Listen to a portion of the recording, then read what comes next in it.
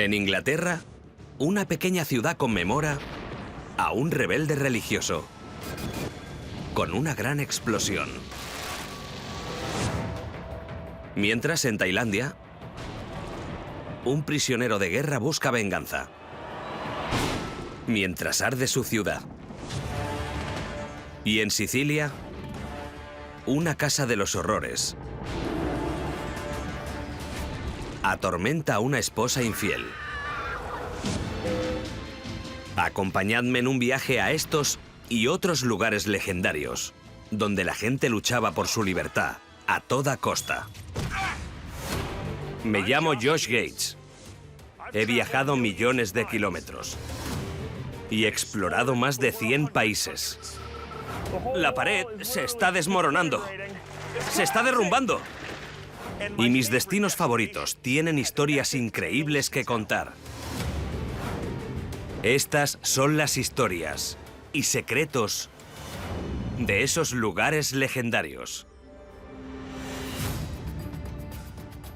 Cuando la Segunda Guerra Mundial terminó en 1945, surgieron dos superpotencias, los Estados Unidos y la Unión Soviética. Las tensiones entre ellas condujeron a la Guerra Fría. Y donde se encontraban las tensiones más inminentes era en Alemania, con una capital separada que acabaría convirtiéndose en el símbolo de la Guerra Fría, el infame Muro de Berlín. Cada vez que veo el muro pienso en las lecciones que esta reliquia puede enseñarnos a día de hoy. Pero hace pocas décadas, esta frontera fortificada sería el escenario de uno de los intercambios de presos más arriesgados de la historia. Un espía en el muro.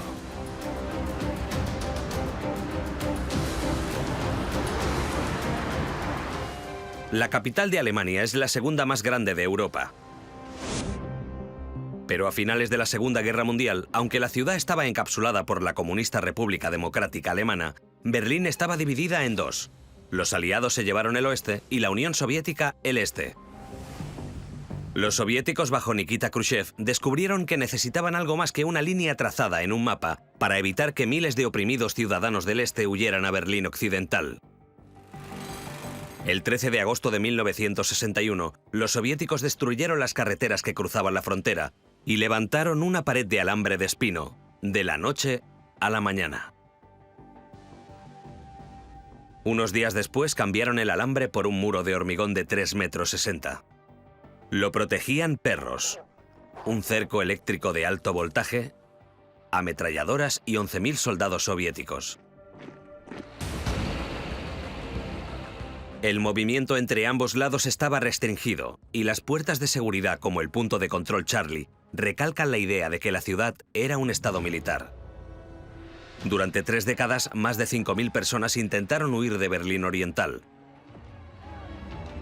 No se sabe exactamente cuántos lograron huir, ni cuántos acabaron capturados o asesinados. La historia de dos estadounidenses que huyeron del bloque del Este se plasmó en el bestseller El puente de los espías y en una película protagonizada por Tom Hanks. Florian Chimikowski, historiador de Alemania Oriental, conoce muy bien la historia. Estamos al lado del muro. Aquí fue donde empezó todo. 1 de mayo de 1960. Gary Powers, agente de la CIA y piloto, fue derribado por la Unión Soviética mientras realizaba una misión de reconocimiento. Se eyectó el avión y, con miedo de que lo capturaran tras las líneas enemigas, destruyó su mapa de fuga, aunque sí se guardó una inyección letal. Ya sabéis, por si acaso. Pero Powers no la llegó a utilizar. Nada más aterrizar fue capturado. Powers confesó ser un espía y fue condenado a 10 años. Preocupados por los datos que pudiera filtrar, los Estados Unidos lo querían de vuelta. Y tienen una buena baza. El espía soviético Rudolf Abel. Aunque también tenían un comodín. Un año después de la detención de Powers, el estudiante estadounidense Frederick Pryor acaba arrestado por la policía secreta de la Stasi mientras se encontraba de viaje en Berlín Oriental. ¿Para qué arrestaron a un académico estadounidense que iba paseando? Llevaba consigo una tesis sobre el sistema de intercambio extranjero. La Stasi lo descubrió y creyeron que era información para los americanos. Para la policía de la RDA era prueba suficiente para demostrar que Pryor participaba en una operación de espionaje. Powers estuvo retenido 6 meses sin esperanzas de que lo liberaran, hasta que la CIA empezó negociaciones para intercambiar a Powers por el espía soviético Rudolf Abel.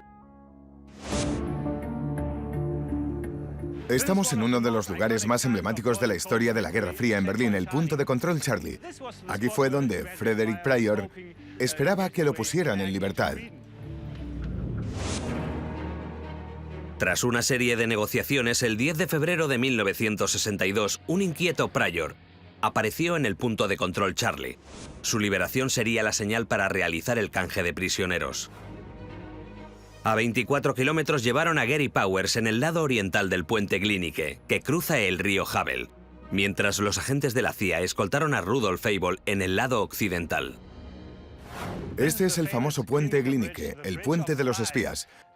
Actualmente es una vía pública, pero en la Guerra Fría estaba cerrada. Solo los miembros de las fuerzas militares aliadas podían cruzarlo. En este punto fue donde se llevó a cabo el intercambio de Gary Powers. Pasaría a la historia como uno de los momentos más tensos de la Guerra Fría. Si algo hubiera ido mal y la confianza entre los dos países se hubiera cuestionado, habría escalado a una guerra nuclear. No se pueden imaginar lo nervioso que estaba Powers. Esperaron a la señal. Y por fin llega la llamada, en la que informan que Frederick Pryor se encontraba cruzando el punto de control Charlie. El intercambio se puso en marcha. Powers y Abel fueron liberados por sus captores.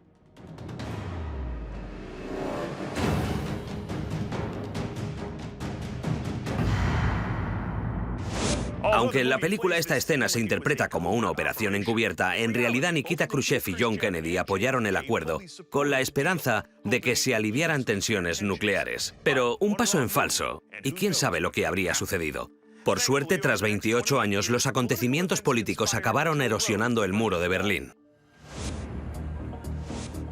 Actualmente, muchos recuerdan el precio que se pagó por la libertad y cómo las manos de ambos lados acabaron tocándose tras la pared para finalizar la Guerra Fría, en uno de los momentos más importantes del siglo XX. Señor Gorbachov, derribe este muro. A veces se puede lograr la libertad con la diplomacia, pero cuando no es posible, hay quienes recurren a medios más violentos. Hace 400 años, en Inglaterra, un hombre se hizo leyenda cuando tramó una conspiración para derrocar el gobierno. Lo crean o no, a día de hoy se homenajea a este infame terrorista. Fuegos del pasado. Inglaterra, Lewes. Damas y caballeros, prepárense, porque cuando se pone el sol sobre la ciudad de Lewes, Inglaterra, es la noche de Guy Fawkes. ¿Que no saben lo que es la noche de Guy Fawkes? ¿La noche de las hogueras? ¿No? Bueno, esto es lo que sucede. Aparece esta gente, prenden hogueras, antorchas, hay 60.000 espectadores.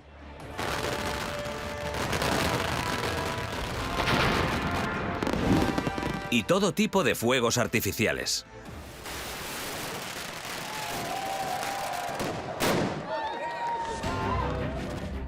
También hay efigies de Guy Fawkes, quien da nombre a esta incursión anual a la piromanía. Richard Cox es miembro de la Lewes Borough Bonfire Society, que se remonta a 1853, y mantienen vivo el legado de Guy. Guy Fawkes es probablemente el primer terrorista inglés. Conmemoramos su lucha y también su resistencia. Pero ¿quién era este tal Guy Fawkes? ¿Y qué representan estas imágenes? Para explicarlo tenemos que retroceder varios cientos de años. Año 1604. El rey Jacobo I y la Iglesia Protestante de Inglaterra han hecho la vida imposible a los católicos. Un grupo de católicos radicales que deseaban un cambio con urgencia juran derrocar al rey Jacobo para acabar con el reinado protestante, fuera como fuera. Y no se andan con tonterías. El plan consistía en matar al rey y a los miembros de las cámaras del Parlamento. Entre los conspiradores se encuentra un hombre llamado Guy Fawkes, un veterano de guerra dispuesto a morir por la causa. Alquilaron un almacén que se encontraba justo debajo de la Cámara de los Lores y lo llenaron con 36 barriles de pólvora, la suficiente como para arrasar un barrio entero. Utilizaron pilas de leña para camuflar los explosivos.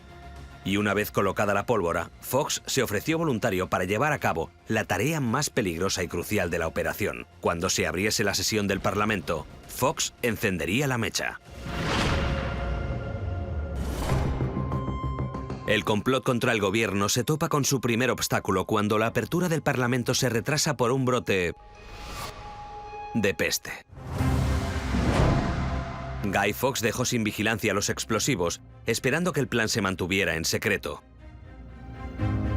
Por desgracia, uno de los conspiradores rompió filas y envió una carta anónima a un oficial del gobierno, advirtiéndoles de que el Parlamento estaba a punto de recibir, textualmente, un terrible golpe. La filtración llega a oídos de Fawkes.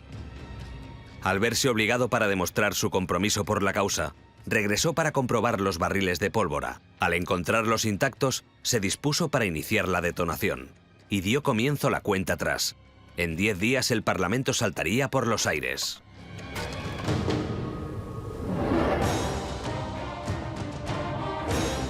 En la actual Lewes no hay nada sagrado.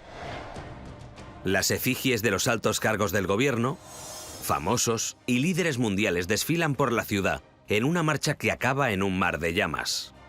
Un final ardiente que recuerda los planes de Guy Fawkes para el 5 de noviembre de 1605. El día previo a la sesión de apertura del Parlamento, la amenaza llegó a oídos del rey Jacobo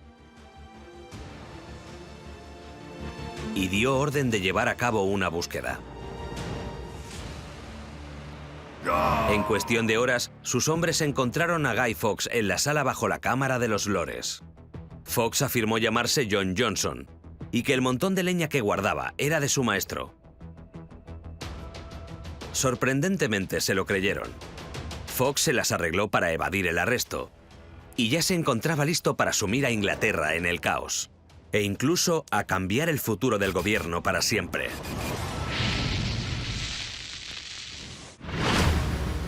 El 4 de diciembre de 1605, justo antes de medianoche, Guy Fawkes estaba a punto de prender un cargamento de pólvora destinada a causar estragos al gobierno protestante opresor de Inglaterra. Sin embargo, el rey Jacobo ordenó a sus soldados que volvieran al sótano para interrogar al hombre que protegía el almacén de la leña. Y Fawkes aún seguía ahí. Inspeccionaron detenidamente la leña y descubrieron que había escondidos barriles de pólvora. Los hombres arrestaron a Fawkes y lo llevaron ante el rey. Manteniendo su lealtad a la causa, Fawkes declaró actuar en solitario y además, de forma desafiante, que quería llevarlos volando de vuelta a sus montañas escocesas. Si bien el rey queda impresionado por la fortaleza de Guy, insistió para conseguir los nombres del resto de conspiradores. Mandó que lo encerraran en una celda bajo la Torre de Londres. Fawkes resistió 3 días de tortura, pero acabó dando nombres. Semanas después, atraparon al resto de colaboradores en la trama. Los detenidos fueron llevados a juicio y el juez no mostró clemencia. Se les condenó a ser ahorcados, pero no a muerte. Después de retorcerse de dolor en la soga, se les descuartizó en la plaza.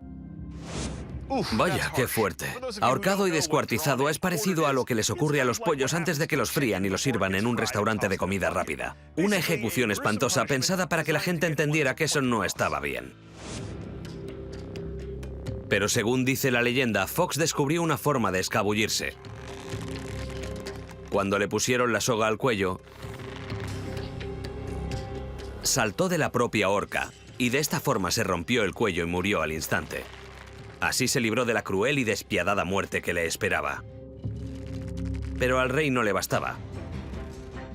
Para advertir a posibles rebeldes, clavaron la cabeza de Guy Fawkes en una pica en el puente de Londres.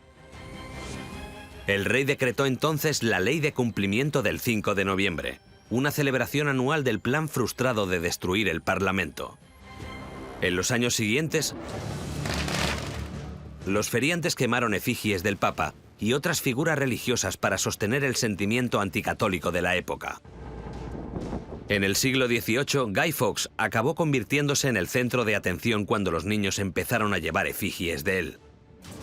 Y para muchos, el festival acabó convirtiéndose en un evento que recuerda a un intrépido rebelde que murió por su causa.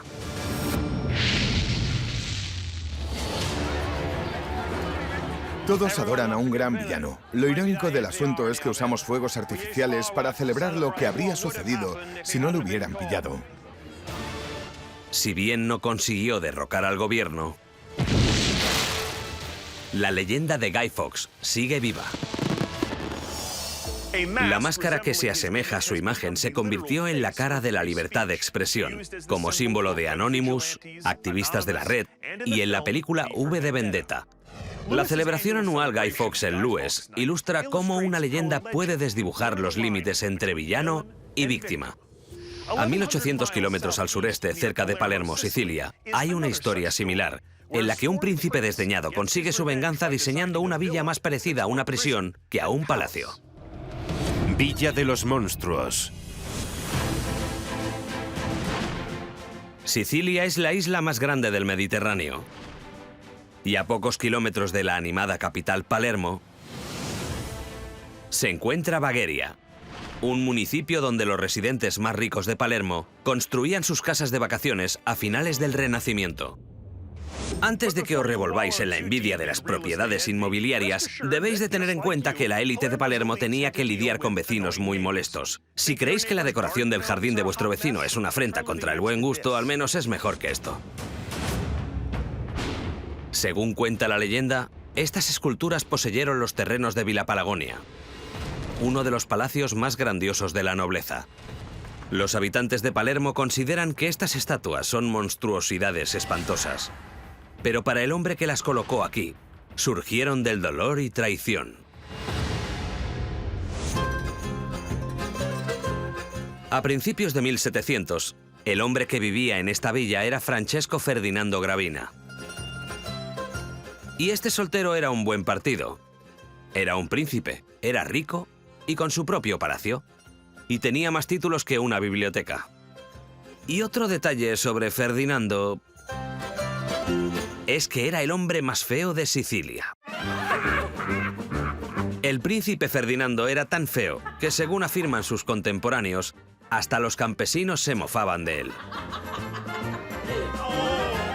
Se dice que no podía salir de casa sin que lo ridiculizaran. Pero todo cambió cuando, para sorpresa de todos, se casó con María Joaquina Gaetani, la soltera más solicitada de Sicilia. Y por fin, el palacio del príncipe Ferdinando se llenó de música y risas. El príncipe solitario creía haber encontrado el amor verdadero. Pero poco después, descubrió la verdad. Su mujer solo estaba enamorada de sus riquezas.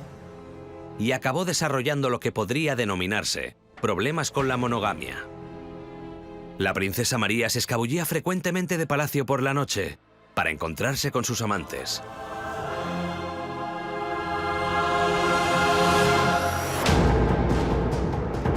Pero solo hasta que el príncipe Ferdinando la descubrió. Antes de derramar lágrimas, hay que señalar que, más que triste, el príncipe estaba furioso. Y como hombre del Renacimiento, canalizó su rabia en arte. María Prestigiacomo es conservadora de la Villa Palagonia. La Villa Palagonia fue edificada en 1715 por el padre de Fernandino. Lo diseñó Tommaso Mario Napoli, un famoso arquitecto. Décadas después, el príncipe Ferdinando superó a su padre añadiendo cientos de estatuas terroríficas a la estructura original. Dragones, serpientes, gárgolas y figuras humanas deformadas. El príncipe creyó que, si las puertas del palacio no la mantenían en casa, quizás serviría el miedo. Pensó que María no se atrevería a cruzar los grotescos monstruos en la oscuridad de la noche. Crearon 600 estatuas. Participaron 12 artesanos y artistas diferentes. Y tardaron 5 años en terminarlas todas. Las figuras fueron cinceladas a partir de bloques de coral marrón, procedentes de la costa cercana. Cuenta la leyenda que las caras de las estatuas estaban diseñadas para parecerse a los amantes de las princesas. Un momento, ¿puso las caras de sus amantes en las estatuas y había 600? Vaya. ¿Y cuánto costó este pequeño proyecto de arte? 100.000 escudos de plata, toda una fortuna para la época. Pero el príncipe Ferdinando no escatimaba en gastos para desfogar su resentimiento humillando a su esposa. También aprovechaba para mofarse de quien se atreviera a entrar en su villa. Ferdinando, que era un guasón, no desaprovechaba para divertirse a espaldas de los demás. Ponía clavos en los asientos. Con eso quería dejar claro que en su presencia debían estar de pie. Y no es arte, es un dispositivo de tortura. Las espinosas bromas del príncipe y las estatuas siniestras dejaban claro que los extraños no eran bienvenidos en Villa Palagonia. Incluso colgó un cartel que decía: «Cuidado, madres gestantes. Contemplar los monstruos puede dar lugar a bebés malformados». Los lugareños declararon maldito el lugar por la ira del príncipe y la gran mayoría se alejó de sus puertas. En cuanto a la esposa del príncipe, parece que el reinado del terror surtió efecto. Se retiró dentro de palacio, un lugar donde los celos y la venganza acechan en cada esquina. En Bagheria, Sicilia, hay criaturas aterradoras haciendo guardia en Villa Palagonia, que data del siglo XVIII. Dentro, la conservadora de arte María Prestigiacomo mantiene el arte y arquitectura de la casa, que es mitad museo, mitad monumento a la locura. Mi objetivo es restaurar el interior de la casa a como estaba originalmente. Este pasillo con espejos en los techos se hizo de tal forma que los espejos estuvieran combados. Los espejos combados se colocaron para que los visitantes vieran sus reflejos desfigurados. Como al príncipe lo habían denominado el hombre más feo de Sicilia, este quiso que los demás sintieran lo que es verse horrorizado por su propia imagen. Esta es la estatua de Ferdinando. Es la única imagen que hay en toda la villa.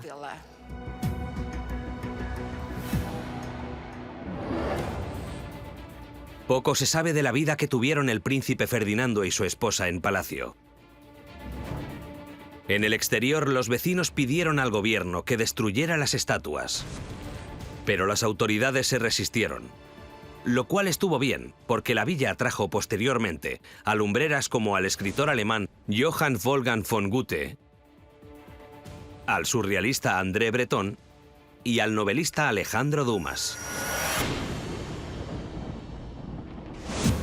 Nuestra próxima historia nos lleva desde un palacio en Palermo, Italia, a una cárcel en Yuma, Arizona, donde no se empleaba la piedra para crear estatuas, sino celdas. Pero ni las paredes de piedra ni los barrotes pudieron detener a una astuta prisionera que logró huir del cautiverio. Esperad a descubrir cómo lo consiguió. De 3 a 10 en Yuma. Yuma, Arizona, es una zona comercial en el río Colorado. Como recibe más de 4.000 horas de abrasadora luz solar al año, La ciudad es conocida como el lugar más soleado de la Tierra. Pero a finales de 1800, Yuma era un lugar inhóspito, conocido por otras 3 cosas. Un cruce del indomable río Colorado, salones repletos de borrachos y jugadores, y este lugar, la prisión territorial de Yuma. Tina Clark es una historiadora local que ha pasado décadas estudiando la prisión y a las gentes que cumplieron sentencia tras sus muros. 3.000 hombres y 29 mujeres tuvieron cabida en la prisión territorial de Yuma, acusados de crímenes que variaban desde homicidios hasta poligamia.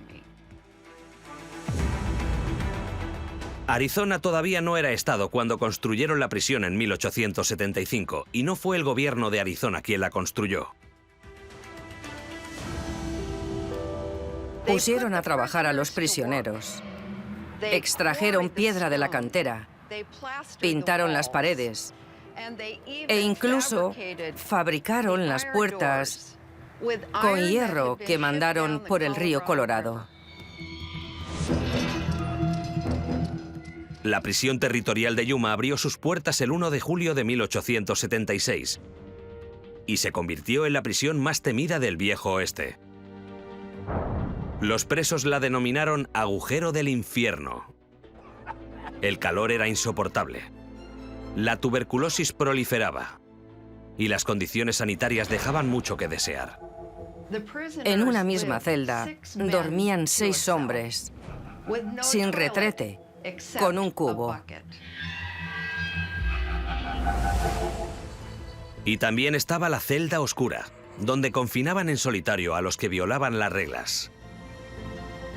Eran encadenados al suelo, y los guardias más sádicos soltaban escorpiones y serpientes de cascabel por la ventilación. Lógicamente, muchos deseaban escapar. Pero no era fácil. Los guardias estaban armados y patrullaban el perímetro a todas horas. Y como la cárcel se encontraba en un cruce del desierto con el Colorado, la prisión estaba rodeada de arenas movedizas. Murieron al menos 8 prisioneros intentando escapar. Y hay un total de 104 enterrados en fosas comunes. Sin embargo, la que hizo famosa esta cárcel fue la historia de una persona que sí logró escapar. La prisionera más famosa que cumplió condena no era una criminal de gatillo fácil. No, se trataba de una joven, una verdadera escapista encarcelada en Yuma, hasta que se fue. En el año 1899, Pearl Hart, de 21 años, pasaba por momentos difíciles. Se mudó a Arizona en busca de trabajo como jornalera, pero acabó de cocinera en un campo minero. Pearl conoció a un tipo llamado Joe Booth, que la convenció para que lo ayudara a buscar oro, pero acabaron con las manos vacías. Según cuenta la leyenda, Booth introdujo otra idea en la cabeza de Pearl. Le dio una pistola y le prometió dinero fácil. El 30 de mayo, Joe y Pearl se escondieron cerca de la ruta de carruajes del cañón de Cane Springs. En cuanto se acercó la diligencia, sacaron las armas. Los informes de la época documentan que atracaron $425 en efectivo, además de relojes, anillos y otras joyas. Pero Pearl se apiadó de los pasajeros y les dio $1 a cada uno para que compraran comida para el resto del viaje. Pearl y Joe eran igualitos a los de 2 hombres y un destino, solo que los detuvieron 4 días después mientras dormían en el desierto. No exactamente iguales. Pearl fue juzgada, declarada culpable y condenada a 5 años en la prisión de Yuma. Pero nada más llegar, empezó a planificar su fuga. La prisión de Yuma en Arizona encerraba a los peores criminales desde 1876. Tenía fama de ser prácticamente ineludible. Hasta que apareció Pearl Hart en 1899. Al tratarse de la única mujer que había atracado una diligencia en Arizona, su historia se propagó como las llamas. Las autoridades penitenciarias no sabían qué hacer con Pearl. Era mujer y tenía fama, por lo que le dieron condiciones especiales. Generalmente había 6 reclusos por celda, pero Pearl tenía la suya propia y hasta un patio privado. Pearl nunca fue una buena ladrona, pero la promoción se le daba muy bien. Le contó a todos los periodistas la historia sobre su triste infancia, su fascinación por el lejano oeste y su huida del marido que la maltrataba. Insistió en que atracó la diligencia para comprar un billete y visitar a sus hijos y madre enferma en Ohio. Hasta la revista Cosmopolitan se hizo eco de Pearl Hart agitando las aguas cuando publicó de manera seriada la historia de la vida de la mujer a la que apodaron la bandida. Todo el país se enamoró de ella. Querían su autógrafo, le mandaban regalos. Pero Pearl no quería amor, quería salir. Animó a sus seguidores a que inundaran la oficina del gobernador con cartas exigiendo su liberación. Y lo hicieron gustosamente. El gobernador hizo varias visitas privadas a Pearl. Y poco después, Pearl recibió la noticia de que la habían indultado. ¿Y cómo le llegó el indulto? Bueno, Pearl le dijo a todo el mundo que estaba embarazada. Ahora bien, la gente sabía que Pearl solo había estado a solas con 3 hombres en su celda: un recluso de confianza, un clérigo y el gobernador. En cualquiera de los casos, la publicidad no iba a ser buena. Pearl Hart nunca abrió fuego. Nunca ató las sábanas para hacer una cuerda, ni nadó por una fosa séptica durante una tormenta. Pero en diciembre de 1902 salió de la prisión de Yuma. Pero no había pruebas de su embarazo. De alguna forma, la leyenda que Pearl creó de su vida le concedió su billete a la libertad. Actualmente la prisión territorial de Yuma funciona como un museo histórico y parque nacional. Se mantiene como testimonio del valor e inventiva de los que vivieron en el viejo oeste. Nuestra próxima leyenda nos lleva desde Arizona a 13.000 kilómetros al oeste, en las ruinas de una antigua ciudad de Siam. Gran parte de su historia ha quedado enterrada por el tiempo y la guerra, excepto una tradición muy importante. La ciudad era el hogar de un guerrero poderoso que dominó el Muay Thai, un arte marcial. La leyenda de la muerte de esta ciudad y el nacimiento del furor por el Muay Thai se forjaron a fuego. Reino del Cao. A 64 kilómetros de Bangkok, la capital de Tailandia, se encuentra la ciudad de Ayutthaya. Parece una típica ciudad moderna tailandesa, pero a las afueras se encuentran los restos de un antiguo y poderoso reino.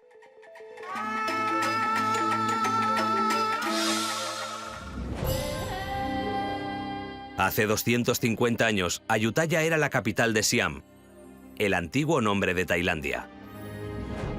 Con 1 millón de habitantes, la ciudad era de las más pobladas del mundo. Actualmente lo único que quedan son las ruinas, pero su pasatiempo perduró en el resto del país como el deporte nacional de Tailandia. Los orígenes del Muay Thai datan del siglo XIII. Por todo el sudeste asiático, los luchadores de Ayutthaya eran conocidos por sus habilidades empleando el cuerpo para emular armas. Las manos son espadas.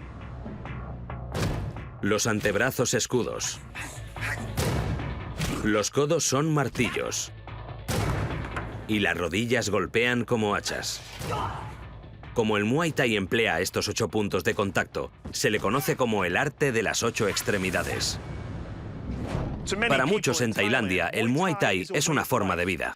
Fluye por las venas de los luchadores que viven en la sombra de las ruinas de Ayutthaya. El Muay Thai es un arte marcial de autodefensa muy importante porque forma parte de la historia de nuestro país. Nuestros antepasados lo inventaron para que jamás nos sintiéramos débiles y para que lo usáramos en combate para defender nuestra patria. En el año 1767, Ayutthaya estaba en guerra con la vecina Birmania, en un conflicto bicentenario. Un ejército de 40.000 soldados birmanos cruzaron las defensas y asolaron la ciudad, quemando todo lo que había a la vista y apresando a cientos de soldados siameses. Tras el ataque, el rey Mangra de Birmania celebró la victoria. Entre otras festividades, quiere contemplar un combate. Oyó las historias de la maestría de los lugareños en combate cuerpo a cuerpo y exigió verlo. Ordenó un combate entre el mejor luchador de Birmania y el mejor de Ayutthaya. Entre los prisioneros de guerra se encontraba Nai Kanon Tom, el mejor guerrero de Ayutthaya. Habían destruido su ciudad y quería vengarse. Cuando escuchó la petición del rey birmano, dio un paso adelante para luchar. El rey Mangra confiaba en que iba a humillar otra vez a la nación rival. Pero esa confianza se convirtió en confusión cuando Nai Kanon Tom llegó a la zona y en lugar de asumir una pose de combate, se puso a bailar. Los birmanos se quedaron perplejos, pensando que Kanon Tom hacía magia negra. Es la ceremonia Waikru, un ritual ceremonial que todo luchador de Muay Thai ha de aprender de sus maestros. Antes de cada combate, ha de realizarse la danza del Waikru, no solo para honrar a nuestros maestros, sino también para analizar la zona de combate. Cuando Kanon Tom terminó el Waikru, se precipitó hasta el luchador birmano. Kanon Tom desató una lluvia de golpes con las manos, rodillas y codos y aplastó a su oponente. En un momento, Kanon Tom lo dejó sin sentido. El rey Mangra se quedó impresionado con la destreza de Kanon Tom y le hizo una oferta. Si lograba batir consecutivamente a 10 de los mejores luchadores de Birmania, lo liberaría junto a sus compañeros presos. Kanon Tom era un magnífico guerrero, pero superar a 10 hombres seguidos eran palabras mayores. Kanon Tom se enfrentó 1 a 1 a los mejores hombres del rey Mangra. El rey no le permitió descansar entre oponentes. Pero su técnica era muy superior a la de sus competidores. Luchando entre las ruinas humeantes de Ayutthaya y dejando fuera de combate a todos sus oponentes, Kanon Tom logró vengar a los muertos y a la ciudad derruida. La fuerza del maestro Kanon Tom procedía de su gran habilidad. Antes de él, nadie había logrado dar puñetazos y patadas tan poderosas en combate cuerpo a cuerpo. Revolucionó por completo el Muay Thai. Cuando Kanon Tom llegó a su último oponente, estaba exhausto, pero debía luchar con todas sus fuerzas. Su adversario era un despiadado maestro de artes marciales, que al principio logró evitar los golpes de Kanon Tom. Pero cuando logró encajar sus característicos golpes de Muay Thai, el guerrero siamés tumbó a su último oponente. Fiel a su palabra, el rey Mangra recompensó la victoria de Kanon Tom, concediéndole a él y a sus compañeros su libertad.